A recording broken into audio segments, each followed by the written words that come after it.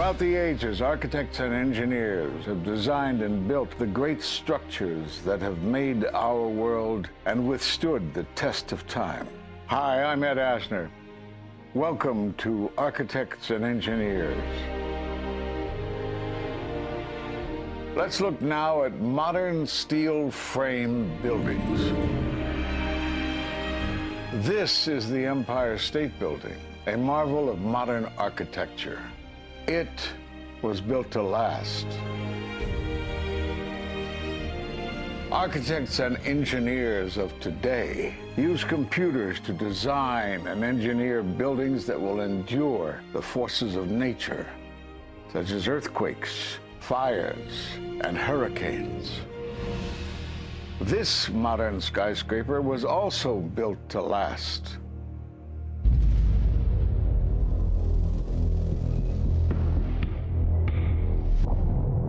We've seen buildings completely destroyed like this before, but only when done intentionally. Danny Jowenko is the expert on this in Europe. What did he say? Dit is controlled demolition. Zeker weten. Zeker weten. Er is nagesprongen. Dit is in opdracht gebeurd. Het heeft een team gedaan van experts. Let's compare. Explosives are used to demolish buildings like this in just seconds. Okay, so it's a controlled demolition. What's the problem with that? Well, it happened on the afternoon of 9/11 at the World Trade Center. Let's just think about this. Controlled demolitions cannot be engineered and rigged in a day. It takes months. And therefore, this event must have been planned in advance. You hear that? Keep your eye on that building. It's coming down. The building is about to blow up. Moving back. We are walking back. There's a building about to blow up. Did they actually use the word brought down, and who was it that was telling you this? The fire department, and they did use the word, we're going to have to bring it down. And these people heard explosions. We heard this sound that sounded like a clap of thunder. It looked like there was a shock wave ripping through the building, and the windows all busted out. About a second later, the bottom floor caves out. The building followed after that. He takes his hand off, and you hear 3, 2, 1, and it was boom, boom, boom, boom, boom. And these reporters recognized it as a controlled demolition. And I turned in time to see what looked like a skyscraper implosion. It looked like it had been done by a demolition crew. The whole thing just collapsing down on itself. For the third time today, it's reminiscent of those pictures we've all seen too much on television before, when a building was deliberately destroyed by well-placed dynamite to knock it down. It was almost as if it were a planned implosion. It just pancaked. So what's the problem if this was a planned demolition? Well, we are told by government agencies that this building came down as a result of normal office fires. The National Institute of Standards and Technology produced their final report in 2008. World Trade Center 7 collapsed because of fires fueled by office furnishings. It did not collapse from explosives or from fuel oil fires. Well, what do you think brought down the building? And what caught my eye is more than 1,300 architects and engineers examine the evidence about Building 7's collapse and disagree with the official report issued by the National Institute of Standards and Technology. I certainly am much more open-minded about it than I was, and it is because of the involvement of the 9/11 families and all these engineers and architects. You are about to hear from architect of 23 years, Richard Gage, AIA, member of the American Institute of Architects and founder of Architects and Engineers for 9/11 Truth. Now there are more than 1,500 architects and engineers who say that it could not have been brought down by office fires. They are backed by 9/11 family members who are calling for an independent, unbiased investigation. I'm Richard Gage. Fires have never before caused the collapse of any skyscraper. even though there are numerous examples of much hotter, larger, and longer-lasting fires in these buildings. And in the case of Building 7, the fire that NIST said started the collapse had actually burned out over an hour before. It could not have caused the collapse, as NIST claims.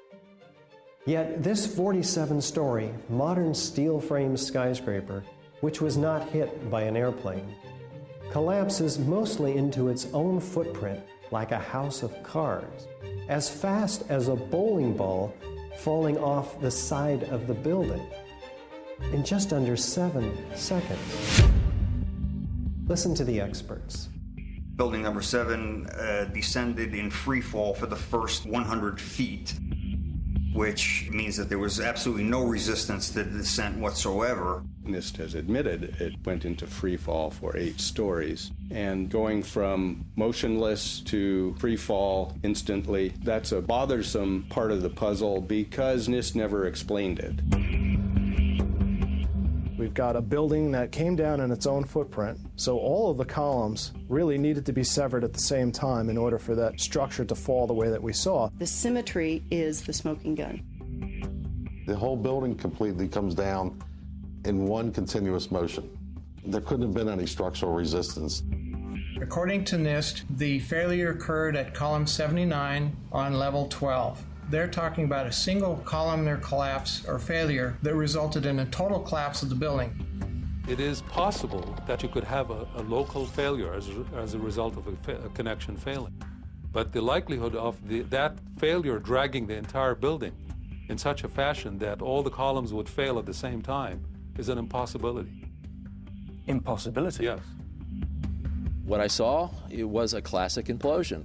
The center of the core, the penthouse area, starts to move first, and then the building follows along with it. I'd like to know why NIST excluded the document from FEMA in Appendix C that documented the evidence of melting steel. Why is this forensic evidence not being included in the report? In an office fire, you cannot generate enough heat to melt steel. And yet we have evidence of molten iron. R.J. Lee Company, USGS, and Dr. Stephen Jones's work, all three separately found these microspheres.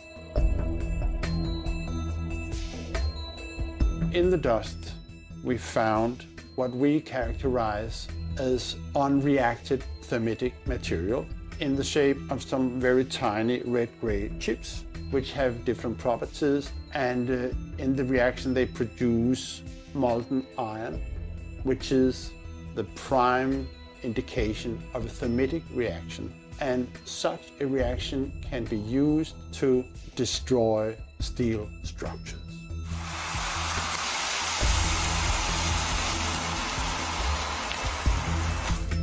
What we have found is a modern version of thermite, which we call nanothermite.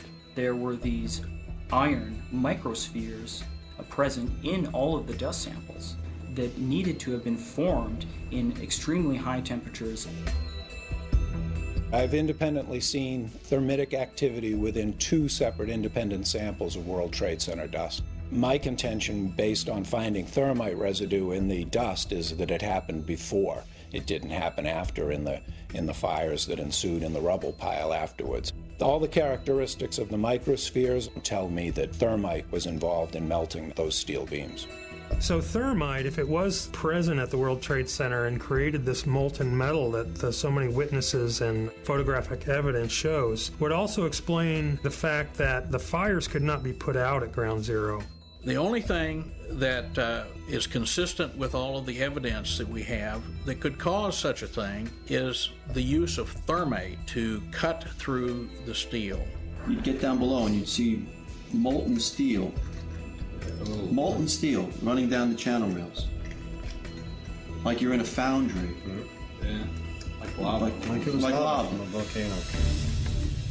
Well, the manual gets into thermite, and if it says if you have melted steel or concrete, which we had on 9/11. We should test for it. It's this fused element of steel, molten steel and concrete and all of these things all fused by the heat into one single element. We're asking for an investigation that follows national standards. There's no excuse to not test for this. If terrorists used explosives in '93, why didn't we test for them? If all these witnesses heard explosions, why aren't we testing for them? NIST concedes that they found no evidence for explosives. So then we asked them, well, did you look? And they said, no, we did not look for explosives or residues of explosives. So the preconceived notion of NIST is that there's no evidence for explosives, and so there's no point in looking. That is the most unscientific thing that you can possibly think of, not to look because you don't expect to find evidence, and in fact the evidence is overwhelming. They state these conclusions for which there's virtually no evidence, and then they ignore conclusions that can be drawn from the evidence. The Freedom of Information Act request to NIST was denied with the claim that releasing this data might jeopardize public safety. How could it possibly jeopardize public safety? The destruction of evidence was a criminal act in itself. It was already being carted away and destroyed when the FEMA investigators got there about a month after September 11th. You can't do science when you are deprived of the evidence and when your hypothesis is the least valid instead of the most likely. When the most likely hypothesis in the case of Building 7 wasn't even mentioned. This is not science. The scientific forensic evidence, ignored by NIST, but carefully reviewed by teams of technical professionals, corroborates the hypothesis of explosive-controlled demolition. We've traveled to 21 foreign countries and 32 American cities, bringing this evidence to the attention of the public. And we're backed by 9/11 family members and other concerned citizens who are calling for an independent, unbiased investigation. I'm a family member trying to find out the answers to the murder of 3,000 plus people. The bottom line is that it needs to be investigated properly.